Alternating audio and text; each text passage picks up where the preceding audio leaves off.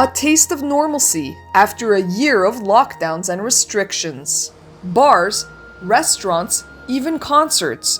Israel has reopened much of its economy as it leads the world in COVID-19 vaccinations. More than half of all Israelis have gotten at least one dose of the Pfizer-BioNTech vaccine. Thousands of restaurants across the country have reopened, and for the first time in months, people can sit down with their friends and family and have a nice meal together.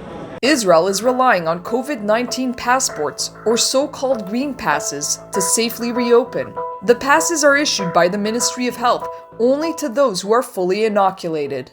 Green pass holders can sit indoors at restaurants and cafes. But restaurant owners are now struggling to find workers, since most of their staff was laid off during the pandemic. The restaurant industry is so important in Israel and is such a big part of the Israeli life and the tourism. It's just a shame, and it's going to take a few years, by our estimation, between 3 to 5 years, to gain back the industry for what it was. Of Israel's 14,000 restaurants and cafes, 4,000 have not survived the past year and have shut down for good. The uncertainty at the moment is vast. It's very big. So we're kind of expecting for another lockdown. No one's rushing it. There's no need to rush it. And our association is recommending all the restaurant owners, take it slow, step by step. Don't rush it. To top it all off, some Israelis don't yet feel comfortable with the new guidelines. I'd sit outside at a restaurant, but it's too soon to sit indoors. Ben Gurion Airport is also partially open. As part of the reopening, Israeli citizens and permanent residents are finally allowed to fly back into the country. However, there is a quota in place and tourists are still forbidden from entering. Only 3,000 Israelis will be allowed to return home each day, flying in from one of 4 locations: New York, Frankfurt, London, and Paris. Meanwhile, Tel Aviv is bringing back some of its famous nightlife.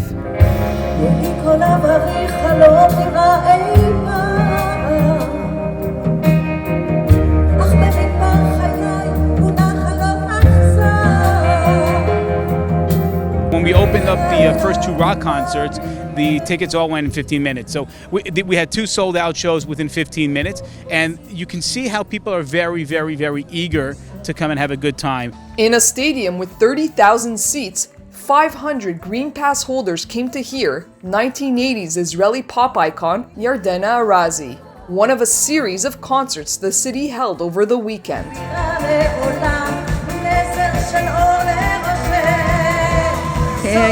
We were locked indoors and didn't go almost anywhere. Today we had the opportunity to go to a show and I'm so happy. It's refreshing to see other people. Despite the optimism, questions remain. Will there be another lockdown? What does the future hold for the food and entertainment industries? People are going out today and next week. The question is what happens 2 months from now, whether people will be able to maintain that lifestyle, that Tel Avivian lifestyle that we are so famous for, or are we going to see a different type of urban life here? From Tel Aviv, Maya Margit reporting for the Media Line. Do you trust your news sources? Are you tired of one-sided reporting? You need to know the Media Line to know the Middle East. The world needs news you can trust. The Media Line's reporters are in the streets of Cairo, Jerusalem, Ramallah, and Sana'a, bringing you stories in context which shape your views and decisions. The Media Line is the first independent, non-profit American news agency covering the Middle East. Now in its 20th year, it's the best-kept secret in the news business. Discover for yourself why the Media Line is relied upon by government officials and media outlets worldwide. Bringing you the stories which impact your lives. Support the trusted Mideast news source today by going to themedialine.org. You need to know the Media Line to know the Middle East.